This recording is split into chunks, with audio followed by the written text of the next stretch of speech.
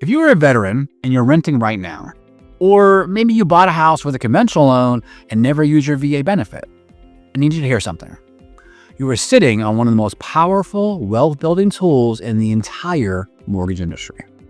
And there's a very real chance no one has ever explained it to you properly. Not the way it deserves to be explained, at least. And I'm not just saying that because I'm a mortgage broker. I'm saying it because I'm a veteran as well. Former Army captain, I have a VA loan in my own house. I've sat on both sides of this table. So everything I'm about to walk through you today, I've lived it. If you're serious about using this benefit, there's a link in the description where you can book a free strategy call with me. We'll go over your VA loan options together, vet to vet, and I'll help you build a real plan. All right, here's what most people get wrong about the VA loan. They think it's just a way to buy a house with no money down. And it is. And yeah, that's true. But that's like saying a Swiss Army knife is just a blade. You're missing about 1,500 tools built into this thing. So today, I'm going to break down 5 specific ways your VA benefit can actually help you build wealth. Things most veterans have no idea about. And the third one I'll get to in a few minutes is the one that completely changed how I think about real estate for my own family. So stick with me. Let's start with the one everybody knows, but almost nobody truly understands. 0 down payment. See, here's why that matters more than you think. With a conventional loan, you're usually expected to bring a percentage of the purchase price at closing. And if you don't bring at least 20%, you get hit with something called PMI, or private mortgage insurance. That's a monthly fee that protects the lender, not you. It does nothing for your wealth. It just eats into your payment each and every month. With a VA loan, there is no PMI, period. That alone can save you hundreds of dollars per month, depending on your loan size. And the no down payment feature means you keep more cash in your pocket. So let me ask you something. If you had the choice between putting a huge chunk of savings into a house right now, or keeping that money available for emergencies, repairs, investing, or even future opportunities, which one would you choose?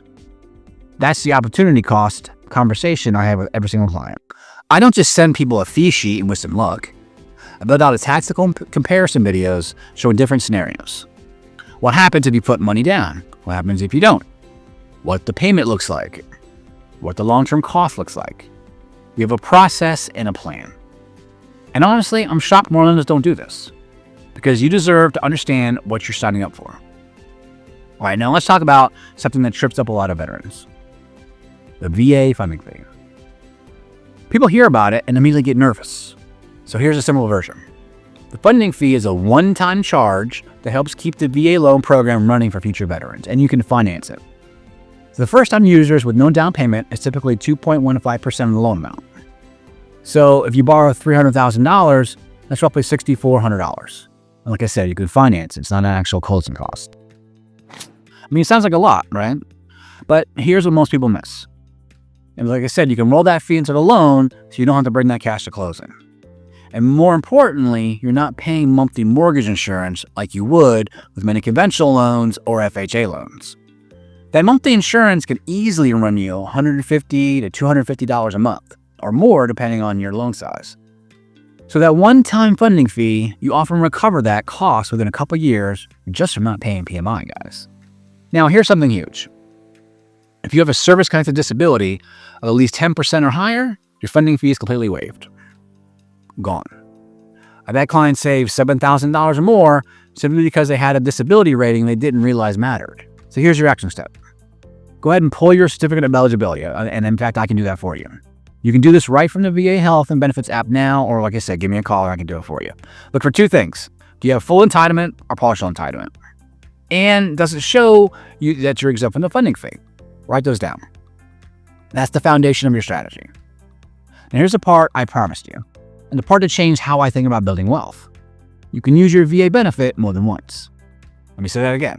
Your VA loan is not one and done.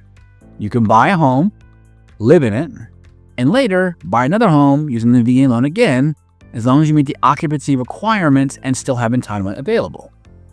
See, I had a client. He was a retired D7, married with 3 kids. He bought his first home with a VA loan. And after a couple of years, he got relocated. Instead of selling it, he kept that home as a rental.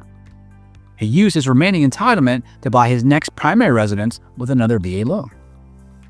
Now he's building equity in 2 properties, and rental income from the first one nearly covers the payment. And that's not theory, that's the real playbook. If you have full entitlement, meaning you've never used a VA loan or you sold a previous VA home and restored the benefit, there was no VA loan limit imposed. None. You can borrow with your income and credit support. If you have partial entitlement, the conforming loan limit becomes important. For most areas in 2026, that's about $832,000, roughly, $832,750. In high-cost areas, it can exceed $1.2 million. Okay? The VA uses that number to determine how much of your loan they guarantee without requiring a down payment. So, if you already have one VA loan and you want to buy again, pull your COE and look at your remaining entitlement. And divide that by 4, and that gives you a rough estimate of what you can borrow with zero down on your next purchase. And I have other videos on the channel breaking that down. Okay, if you're close, but not quite there, you just need a small down payment to bridge the gap. It's 25% of the difference. That's normal. That's why we run numbers together. Now, let's talk about what I think is the most powerful strategy of all. You can use your VA loan to buy a multi-unit property, a duplex, a triplex, even a fourplex. You live in one unit and rent out the others. The VA is completely fine with this as long as you occupy one unit as your primary residence. You generally need to move in within about 60 days. Now here's where the math gets exciting. Rental income from other units can help you qualify. Most lenders will count around 75% of the documented market rent towards your income. And that lowers your effective housing cost and improves your debt-to-income ratio. This strategy is often called house hacking. And for veterans, it's basically a superpower. You're entering the property with no money down, no PMI, competitive interest rates, and built-in income from day one. Now there are trade-offs. Multi-unit properties need to meet VA property condition requirements. There's usually more paperwork. Expect a rent analysis from the appraiser. And sometimes reserve requirements from the lender. But if your goal is to start building a real estate portfolio and you have a VA benefit sitting unused, this is one of the strongest moves that you can make. If you want help mapping that out, what you can afford, what makes sense in your market, how to structure it, go and book a free strategy call with me. The link is right below this video. All right, let me give you one more thing before we wrap up. And this one costs veterans real money all the time. A lot of vets go into the biggest lender with the flashiest ads and don't realize the person handling their file may have done only a handful of VA loans, if at all.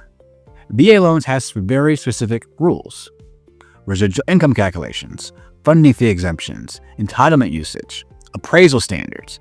If your loan officer doesn't understand these details, mistakes can happen. I've seen funding fee exemptions missed. I've seen second purchases denied because entitlement wasn't calculated correctly.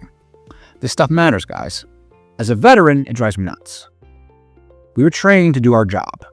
When you work with someone who truly understands a VA program like I do, your file moves faster, your numbers are cleaner, and you don't leave benefits on the table. Give me a call, I'll pull your certificate of eligibility.